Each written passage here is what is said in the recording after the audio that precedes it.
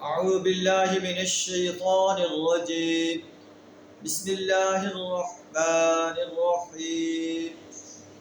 وقال ربكم ادعوني أستجب لكم إن الذين يستكبرون عن عبادتي سيدخلون جهنم داخرين. صدق اللہ العظیم.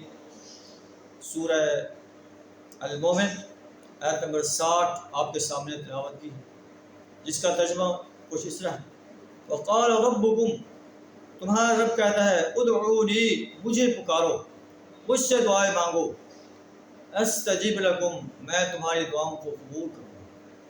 انسانوں کو کہہ رہا ہے کہ تم کہاں بھٹک رہے ہو، کہاں اپنے بنائے ہوئے بتوں کے سامنے اپنے ہاتھ پھیلاتے ہو، اپنے مردہ انسانوں کے بھائیوں کے سامنے جو قبروں میں مدفن ہیں ان کے مزاروں پر جا کر، ان کی قبروں پر جا کر ان کے سامنے اپنے ہاتھ پھیلاتے ہو، سجدہ ریز ہوتے ہو. کہاں انبیاء کے مجسمے بنا کر جو ہے ان کے سامنے ہاتھ پھیلاتے ہو. یہ نبی ہوں، ولی ہوں، شہید ہوں، نیک انسان ہوں، مزاروں میں دفن ہوں، یہ آپ کی دعاؤں کو قبول نہیں کر سکتے. ادعونی، وقال ربکم، آپ کا رب کہتا ہے ادعونی، مجھ سے دعا مانگو، مجھے پکارو، استجب لکم، میں تمہاری دعاؤں کو قبول کروں گا. تم میری پیدا کیے ہوئے بندوں کے سامنے کیوں جھکتے ہو؟ میرے سامنے جھکو، میرے سامنے ہاتھ پھیلاؤ، جو تمام انسانیت کا خالق ہوں، مالک ہوں، رازق ہوں، حاجت روا اور مشکل کشا ہوں. یہ انسان کی بدقسمتی ہے کہ اپنے خالق کے سامنے ہاتھ پھیلانے کے بجائے مخلوق کے سامنے ہاتھ پھیلانا شروع کرتے ہیں. ان الذین یستکبرون عن عبادتی، وہ لوگ جو میری عبادت سے تکبر کرتے ہیں. اس نے مطلب دعا کو اللہ تعالیٰ عبادت قرار دے رہا ہے.